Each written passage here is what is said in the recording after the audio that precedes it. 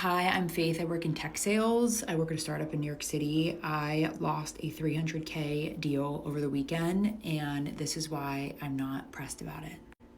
One, have many rods in the fire. This is like speed dating. You can anticipate one, or mostly many, dropping off and not committing, like dating, when you are working many deal cycles. So never put your eggs in one basket, never one man, never one woman. Play the course, have multiple things going, whether it's self-prospected, whether it's SDR inbounded, whether they come through the demo line. Make sure you have a lot of things in flight because it gives you cushion. Cushion is important because even if you lose a deal like this, and this was a bigger one, you still have other things that can supplement so you can hit your quota. Number 2, emotional regulation. This is something I've learned over the years. Definitely helps having cushion so you don't freak out, but also realizing that this is not the end of the world. Some people will you can do everything right, and at the end of the day, they'll just not go the other way and either stay with what they currently are using or maybe go with a competitor. There's studies that show that people statistically just stay with the status quo most of the time because they get decision fatigue. But so long as you feel you put your best foot forward and maybe can modulate your emotions better, i.e. you've had past experiences where you've kind of lost your shit because you lost your deals, maybe lost back-to-back deals.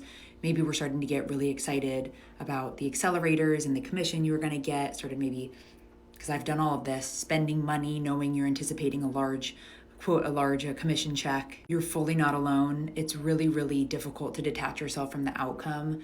And I'm not advising you to do that because it's hard. I'm more just saying emotional regulation, having more at-bats where you lose these deals allows you to just understand yourself better, understand that it's just a job, you're not saving lives.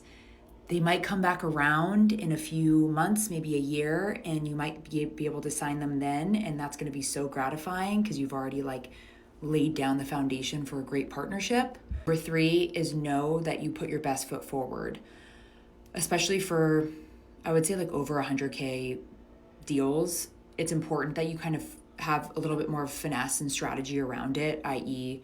that you're developing a process plan, that you're developing a project plan if you're running a pilot with the business to understand, okay, say we kick off this pilot and complete it, what are the success criteria? What are the things that we actually have to hit in this pilot so both parties deem it successful? That we can't at the end of the pilot be like, I don't know if it worked, or be like, it did work, but I don't know if we tracked anything. You need to have trackable metrics.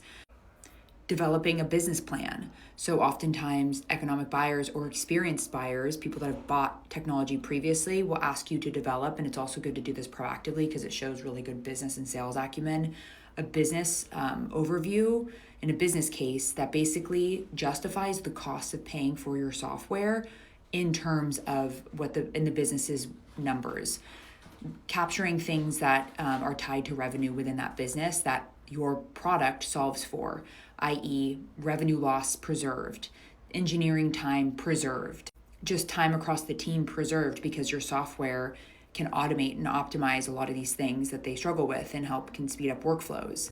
Having a projected gain over time as to how much revenue can be gained, not only just lost.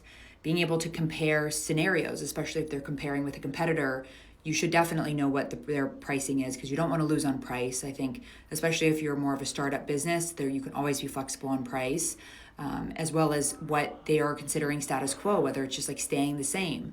For me in this deal, they were comparing against building something internally. And so I gathered enough metrics that I could actually plan out how much it would cost them to do that. And it was 4x the cost of what our product would be. But eventually they ultimately wanted to go with that. But I didn't, again, it hurt in a little bit, maybe 2 hours. I was a little bit bummed.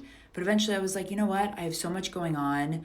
I definitely put my best foot forward. It's even more gratifying when your contact there is you did nothing wrong. You were terrific. You shared everything about your business and more. I want to work with you in the future. That's when you know you really did a good job, and you often don't get that. So it was even a plus that I received that type of feedback. But regardless, the sentiment that I want to pass on to all of you who lose big deals, small deals, any deal at all, is it's going to be okay. The next month will roll around, the next quarter will roll around, the next year will roll around. You will forget the feeling that you felt when you have really big wins and when you have really big losses. Life moves on, quotas continue. You just have to stay the course.